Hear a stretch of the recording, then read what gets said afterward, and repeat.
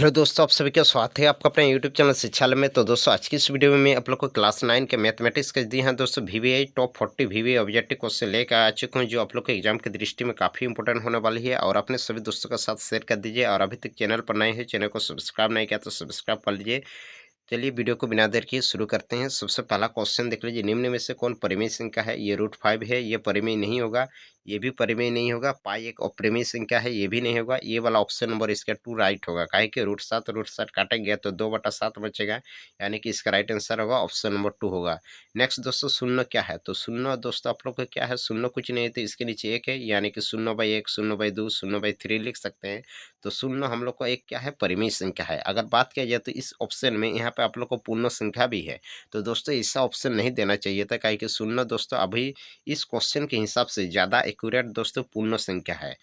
तो 2 का आंसर होगा पूर्ण संख्या। लेकिन लेकिन आप लोग को जो 9 बोर्ड में आएगा तो यहाँ पर पूर्ण संख्या के बदले इनमें से कोई नहीं ऑप्शन रहने वाला है। ये परिमेय और पूर्ण दोनों ऑप्शन नहीं रहेगा। अगर दोनों ऑप्शन रहेगा तो पूर्ण संख्या में ही टिक कर देना।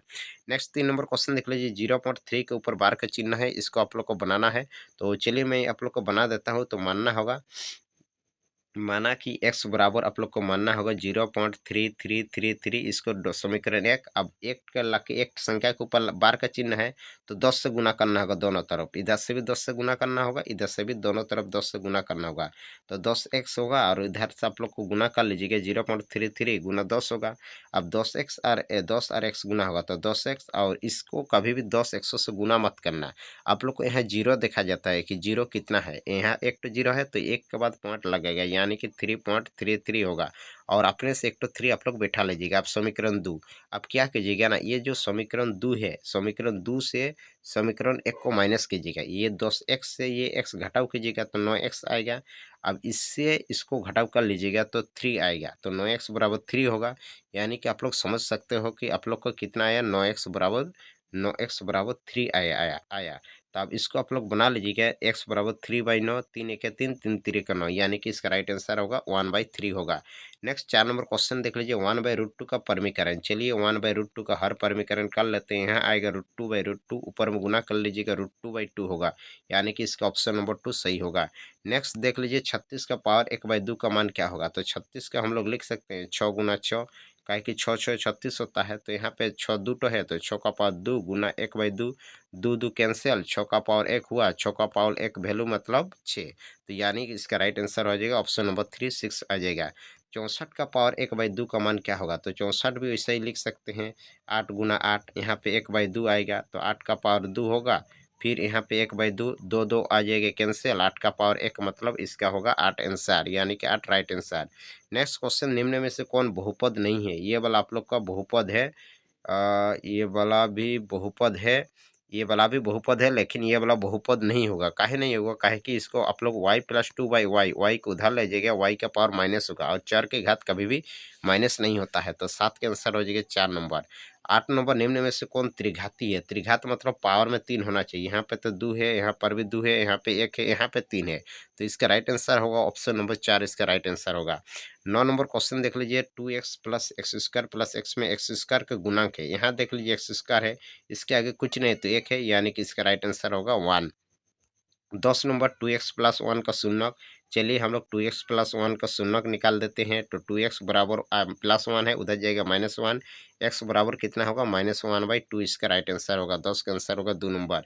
11 नंबर क्वेश्चन देख लीजिए, x प्लस 1 से 3x³ प्लस x -1 से भाग देने पर शेषफल क्या होगा? हम लोग शेषफल प्रमेय विधि से बना देते हैं। x प्लस 1 बराबर 0 लिख देते हैं, x बराबर क्या होगा? -1। अब जहाँ आप लोग का x है, वहाँ आप लोग को क्या बैठा लीजिएगा? -1 बैठा लीजिएगा। चलिए हम -1 बैठा लेते हैं। यहाँ आप लोग का प्लस है, यहाँ आप लोग का -1, फिर -1, 3 और -1 आ जाएगा, -1 या 3, यहाँ पे -3 आएगा, -1 -1, तो -3 और -4 होगा, -4 आ रहा है, कितना होगा? -5, इसका राइट आंसर होगा। -5 ऑप्शन नंबर 4 है, तो इसका राइट आंसर होगा option number 4। Next 12 number question देख लीजिए, 12 नंबर क्वेश्चन है, इनमें से कौन 2 चर वाला रैखिक समीकरण है? ये वाला एक चर है, ये भी एक चर है, ये भी। यहाँ पे देख लीजिए x और y 2 चर है, यानी कि इसका राइट आंसर हो जाएगा ऑप्शन नंबर 4 होगा।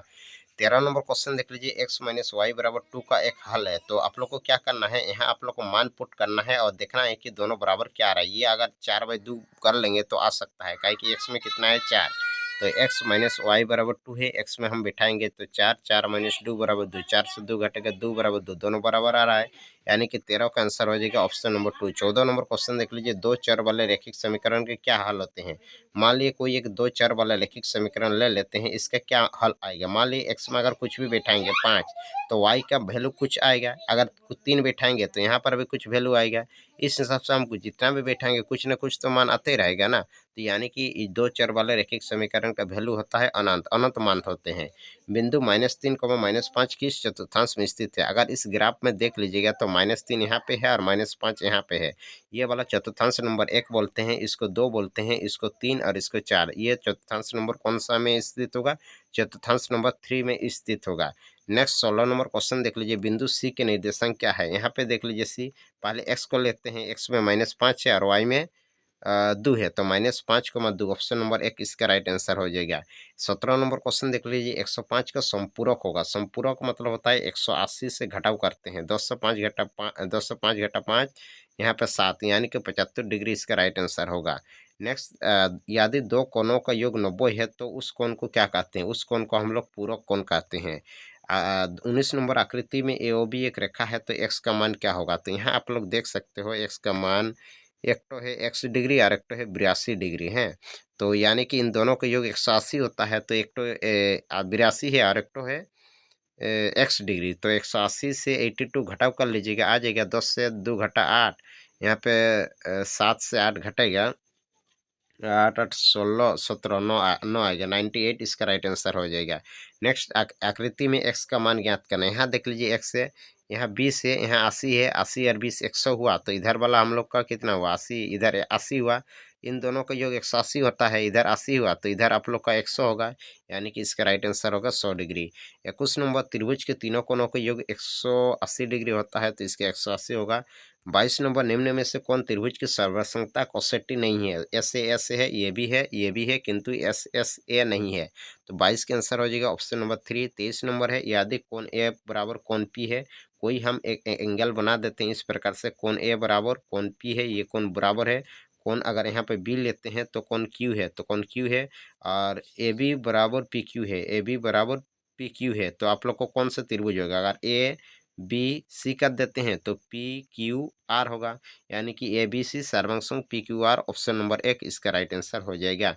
24 नंबर, एक चतुर्भुज के 3 कोण इतना है, तो चौथा कोण क्या होगा। तीनों को जोड़ कर लीजिएगा और 360 से माइनस कर दीजिएगा, तो आ जाएगा आप लोग का इसका राइट आंसर। तो हम तीनों को जोड़ कर लेते हैं, 8 2 10 आएगा, 6 6 12 13 14, 6 6 12 14 15 16 का 6, यहाँ से ले एक 260 आया, 260 360 से चतुर्भुज के चारों कोनों का एक 360 होता है, 360 से 260 घटाव कर लीजिएगा, तो आएगा आप लोग का 100 डिग्री, यानी कि इसका राइट आंसर होगा 24 का आंसर होगी ऑप्शन नंबर है 100 डिग्री। 25 नंबर, एक समांतर चतुर्भुज ABCD में कोई एक समांतर चतुर्भुज हम बना देते हैं। यहाँ पे ABCD ले लेते हैं, डी का मान है 135, ये वाला 135 है, तो बी का मान क्या होगा। तो समांतर चतुर्भुज के सम्मुख कोण बराबर होते हैं, तो ये 135 है, तो ये भी 135 ही होगा। समचतुर्भुज के विकर्ण क्या होते हैं। अगर ये समचतुर्भुज है, इसका जो विकर्ण होता है ना, ये क्या होती है, लंब होती है, लंब होती है, 90 डिग्री पे होती है।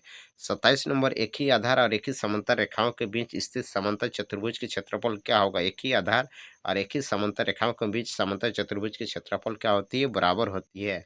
28 नंबर, एक समचतुर्भुज के विकर्ण 5 और 14 है, तो इसका क्षेत्रफल क्या होगा। समचतुर्भुज के क्षेत्रफल होता है 1/2 गुना पहला विकर्ण गुना दूसरा विकर्ण, तो 2 सत्ते 14 काट गया, 5 सत्ते आएगा 35 सेंटीमीटर, इसका ऑप्शन नंबर 1 इसका राइट आंसर होगा।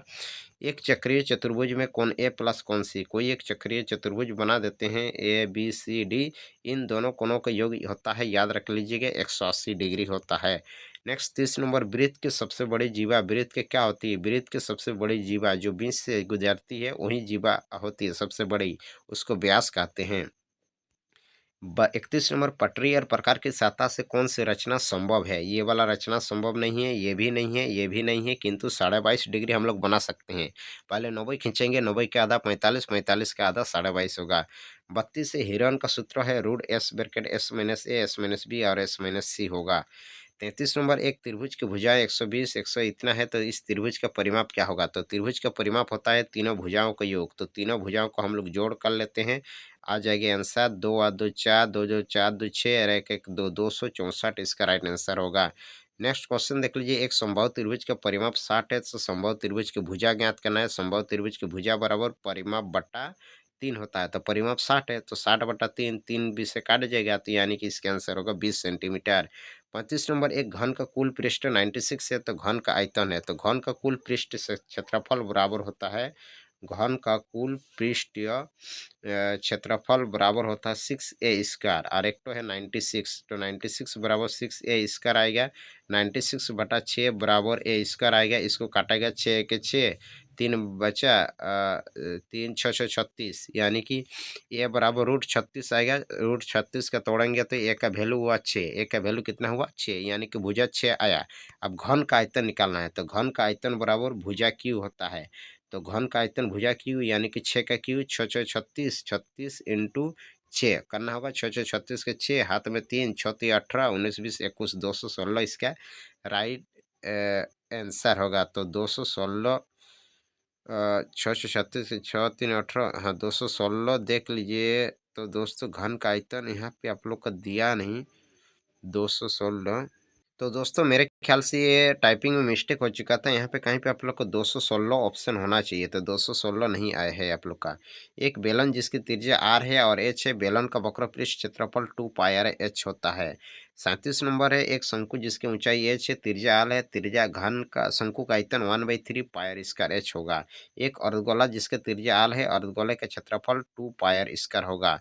39 नंबर है आप लोग का, वर्ग अंतराल 10 से 25 के उच्च सीमा माने हाईएस्ट, हाईएस्ट 25 है।